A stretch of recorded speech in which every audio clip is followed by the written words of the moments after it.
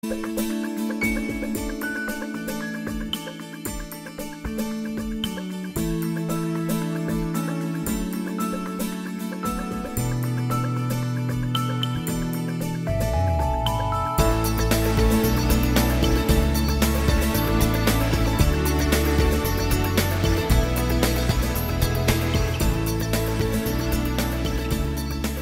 we saw in this most recent quarter is a lot of what we saw previously and in previous quarters.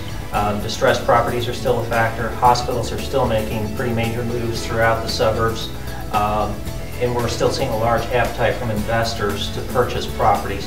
I would say the one thing that's a little bit different this previous quarter is we finally saw vacancy go down. I can say that I'm very confident that it was a substantial degree down, and what I mean by that is the number of properties who had decreasing vacancy, in other words their vacancy went down, outnumbered 3 to 1 the number who had vacancy go up. So most building owners actually saw their vacancy go down. So I think that's good news from the building owner's perspective.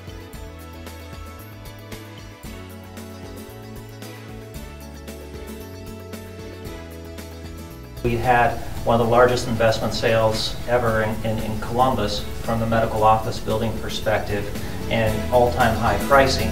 So that's for a full investment sale, investment grade type property.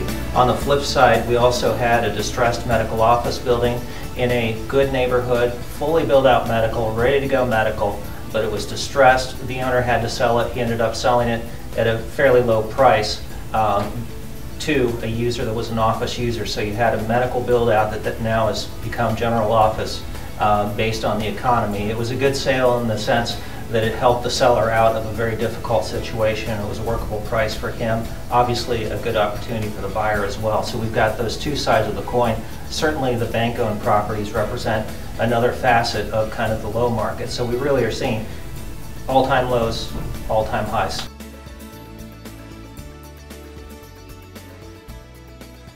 I would love to know what to expect with the next quarter. I guess we'll see what the Supreme Court says about healthcare reform, because that's going to be a major driver. A lot of the smaller practices have been kind of standing on the sidelines, cautiously preparing, trying to understand what they need to prepare for. And so there are a lot of open questions. I don't think we're going to have total resolution on that front, but I think the Supreme Court's ruling will be a big impact in that. From the real estate perspective, I would say that you'll have lenders continue to hold properties and begin trying to market them, probably over time conceding more, but I know there are a lot of people kind of sitting on the sidelines that are looking for the right time to jump in, so I would expect that some of those are going to start to absorb at low prices, and I'm not sure how many more of those opportunities there'll be.